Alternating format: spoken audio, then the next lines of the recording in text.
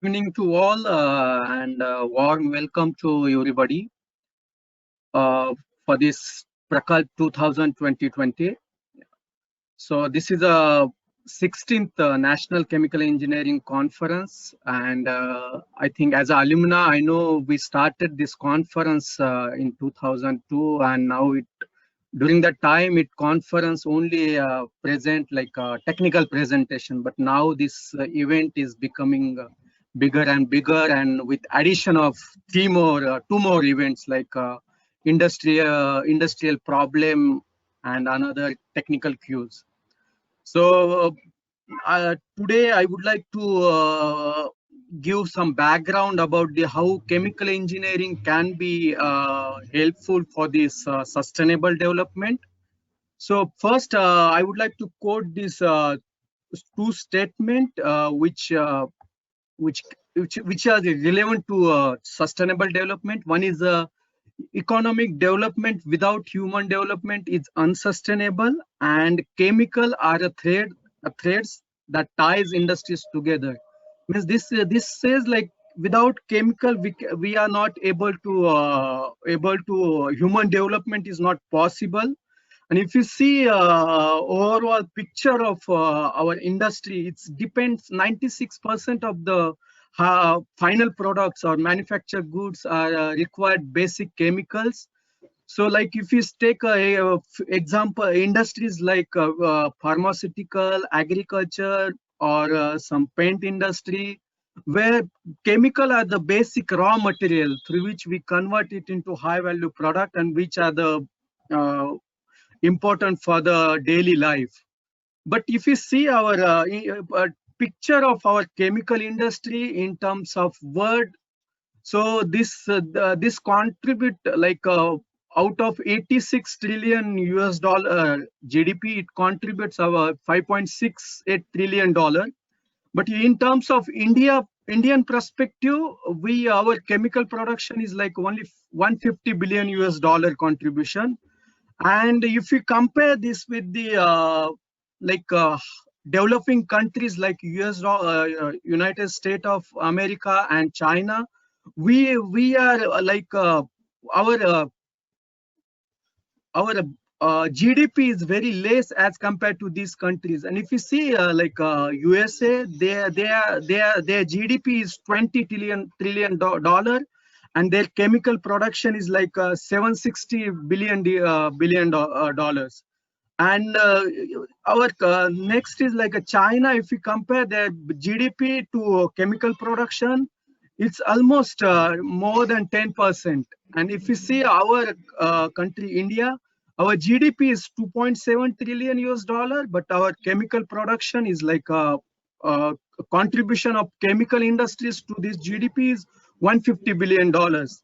So we are in terms of GDP, we are 1/10 with respect to China.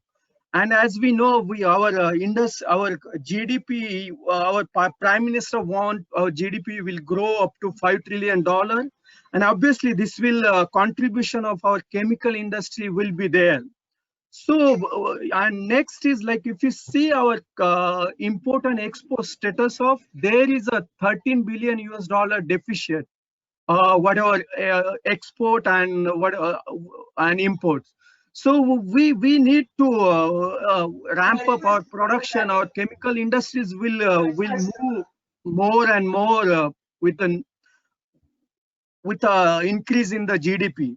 So India's domestic consumption of chemical is estimated to be like around 130 to 140 billion dollars, and this consumption will increase after this COVID as our GDP will grow, and this increase in consumption will drive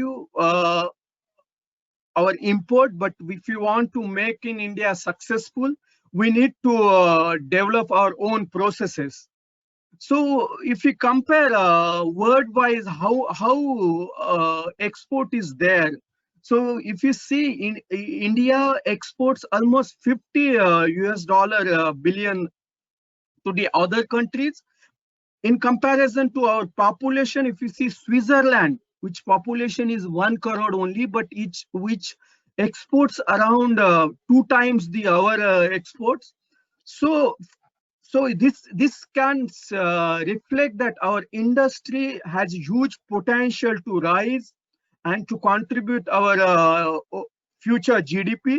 So for that, if we see this rising chemical industry required sustainable chemicals processes, and for which chemical engineer is the part of this whole process, which can design this process very properly, safety, and which can operate and which can become a part of this Indian economy. So overall, what is meant by sustainable development? So from my point of view, so these are the process which are morely independent on the fossil fuels, because fossil fuels generate the which pollutes the environment and which causes the major problem, that is global warming. So our process should have a renewable approach where we can use solar or wind energy. Second is our chemical process. Whatever we design, that should be very smart. So their automation into instrumentation, they should use modern techniques so that their human intervention should be less. So that will reduce the overall accident happen in the industries. Our processes should be economical in terms of word-wise. Our there should be these processes should be economical, so they should not be unnecessarily inefficient plant, and also there should not be too much environmental pollution or evolution of gases which can affect the environment. And also there should not be any there should be zero liquid discharge from these plants, and we should manage whatever solid waste is there very properly, and we should recycle this, and we use this for supply to the other chemical. So from that perspective, if you see, chemical engineers role is very important in this sustainable process and technology development, and which can contribute to the growth, India's GDP growth. So for that, we should know our basic knowledge of chemical engineering, like process chemistry, mass and momentum and heat transfer, chemical engineering, thermodynamics, process control, process economics, and safety. So, so, so in this way, we can say that if a chemical engineer can contribute for the few successful mission of our India, that is Atmanirbhar India. So we can convert, we can add the value to the process and convert knowledge into good chemical processes. We can design as a chemical, which can design process and we can scale up the process in a such a way that we can operate it very safely, and they are very economical, which in less number of processes.